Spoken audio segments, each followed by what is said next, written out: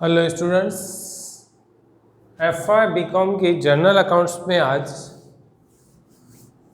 Chapter देखते हैं हम ब्रांच अकाउंट्स।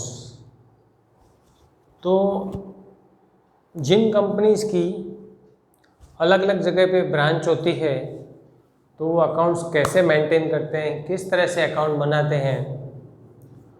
ब्रांच जो है अपने अकाउंट्स बना के प्रॉफिट कर रही है या लॉस कर रही है वो तो निकालेगी। इसके अलावा जो है हेड ऑफिस सारे ब्रांचेस के अकाउंट जो है मंगवा के और बाद में फाइनली देखेगी कि वो कंपनी ने प्रॉफिट किया है या लॉस किया है। तो इस तरह से हर एक ब्रांच का जो है अकाउंट हेड ऑफिस मेंटेन करती है। तो किस तरह से मेंटेन करती है हम वो सीखेंगे। तो इसका मतलब है अभी हम जो फॉर्मेट प्रोफॉर्मा सीखेंगे वो किसके बुक में सीखेंगे, in the book of head office. तो फाइनल अकाउंट सिस्टम से हेड ऑफिस अगर ब्रांच के अकाउंट मेंटेन करती है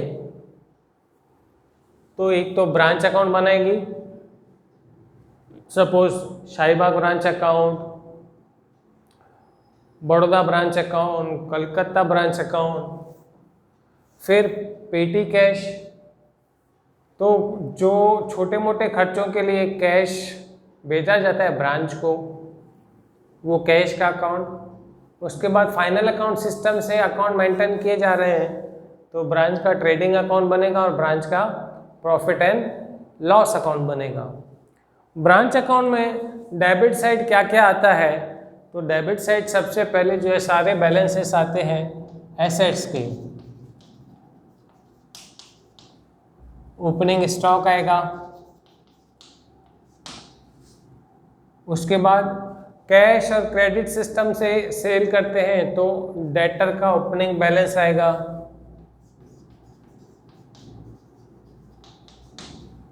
दूसरी कोई एसेट हो फर्नीचर वगैरह उसका, फिर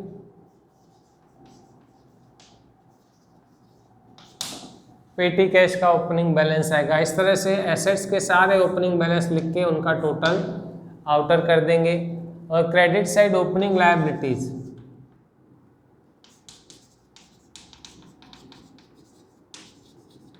कुछ भी हो सकता है, outstanding salary, outstanding stationery expense.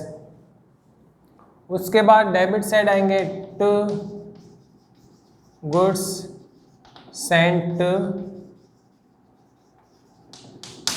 Branch. तो एक छोटा सा और अकाउंट भी बनाया जाता है goods sent to branch account, उसमें ये एंट्री जो है क्रेडिट साइड जाएगी। उसके बाद सारे के सारे एक्सपेंसेस, कैश बैंक, जैसे कि सैलरी हुई, स्टेशनरी एक्सपेंस हुआ, रेंट हुआ,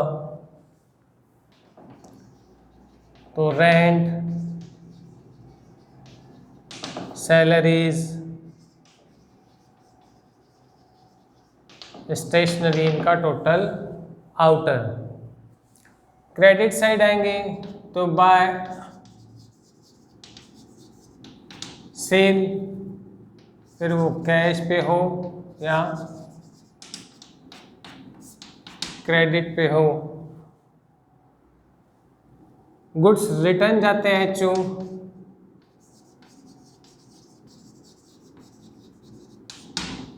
वो लिखा जाएगा। इसके बाद क्लोजिंग बैलेंसेस, तो स्टॉक का, डेटर्स का,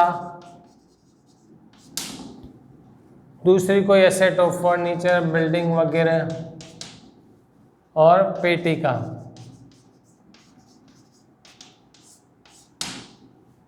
क्लोजिंग लायबिलिटीज तो बाय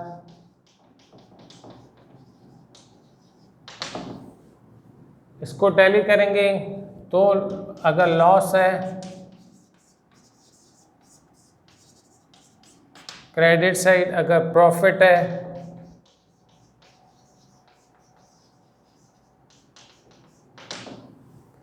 पेटी कैश में आएंगे तो ये जो ओपनिंग बैलेंस इधर लिखा वो पेटी में डेबिट साइड लिखा जाएगा। हर एंट्री के, हर ट्रांजेक्शन के 2 एंट्रीज लिखे जाएंगे। फिर to petty cash receive from branch from HO sorry, इसकी दूसरी एंट्री इधर होगी to petty cash send to branch. Credit side आएंगे बाय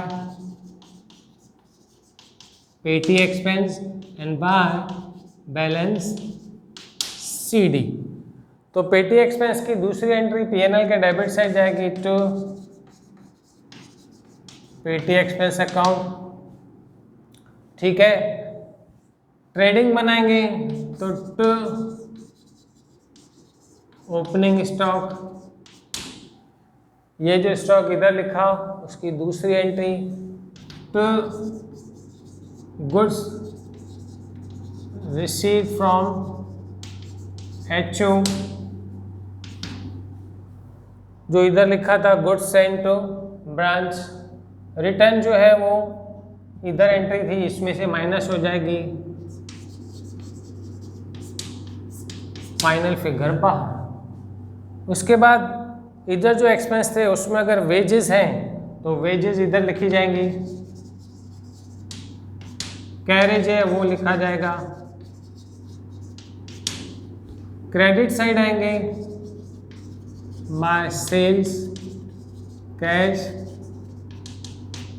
क्रेडिट, उसमें से अगर डेटर ने कुछ गुड्स रिटर्न किया तो वो माइनस कर देंगे फिगर आउटर। क्लोजिंग स्टॉक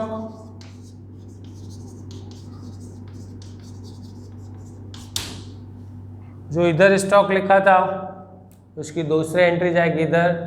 फिर निकालेंगे हम by gross profit, gross profit आ जाएगा इधर क्रेडिट में। लॉस निकलता है तो PNL के डेबिट में आ जाएगा। इसके बाद PNL में दूसरे एक्सपेंसेस रेंट सैलरीज, जो इधर सारे एक्सपेंस लिखे थे वो इधर आ जाएंगे। इंश्योरेंस है सपोज, एसेट का ओपनिंग और क्लोजिंग का डिफरेंस निकालेंगे तो उसको लिखा जाएगा डेप्रिसिएशन, वो PNL के डेबिट साइड आ जाएगा डेप ऑन एसेट्स। और फाइनली फिर हम निकालेंगे नेट प्रॉफिट।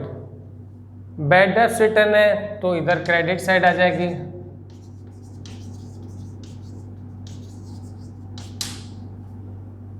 इधर क्रेडिट साइड आई, ठीक है। ब्रांच में भी फिर क्रेडिट साइड आएगी।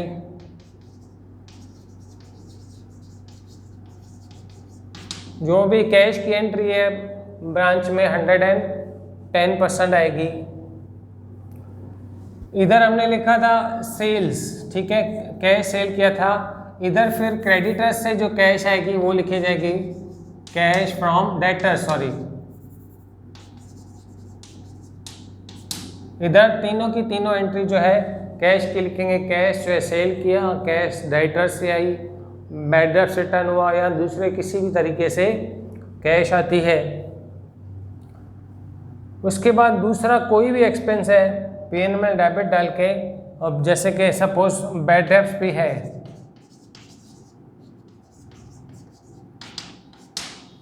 फाइनली नेट प्रॉफिट निकालेंगे, वो उतने का उतना ही निकलेगा जो ब्रांच अकाउंट का प्रॉफिट निकला होगा। अगर लॉस है तो